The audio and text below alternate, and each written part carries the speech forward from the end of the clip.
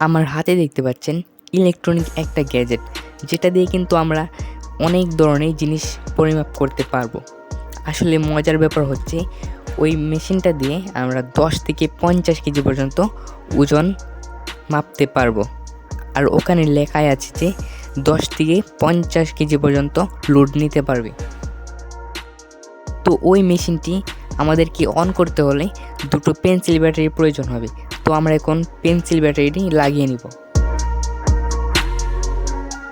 তো ব্যাটারি দুটি লাগানোর পরপরই দেখতে পাচ্ছেন যে মেশিনটি কিন্তু অন হয়ে গেল এবং স্ক্রিনে সবুজ আলো দেখা যাচ্ছে। ওই মিটারটির নিচে কিন্তু একটি আংড়া দেওয়া আছে, যাতে আমরা যেই বস্তুটি পরিমাপ করব ওই বস্তুটি যাতে ওখানে ঝুলাতে পারি।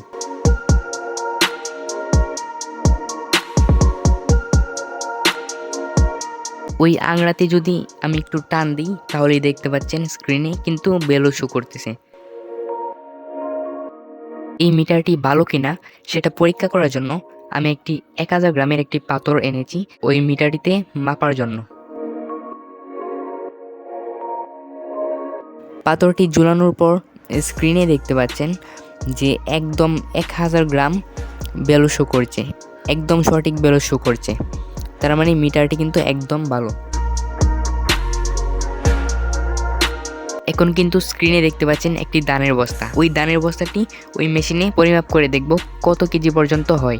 মিটারটি দেখতে পাচ্ছেন একেবারে উপরে টাঙিয়ে দিয়েছি, যাতে ধানের বস্তাটি খুব সূক্ষ্মভাবে পরিমাপ করতে পারি।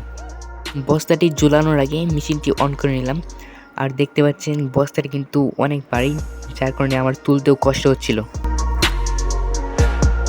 দেখতে পাচ্ছেন বস্তাটি কিন্তু একটু মাটিতে লাগেনি, আর মাটি থেকে প্রায় 5 থেকে 6 ইঞ্চি উপরে রয়েছে। এখন আমরা দেখব বস্তাটি কত কেজি হয়েছে। মিটার স্ক্রিনে দেখতে পাচ্ছেন 21 কেজি 740 গ্রাম পর্যন্ত কিন্তু বস্তাটির ওজন হয়েছে।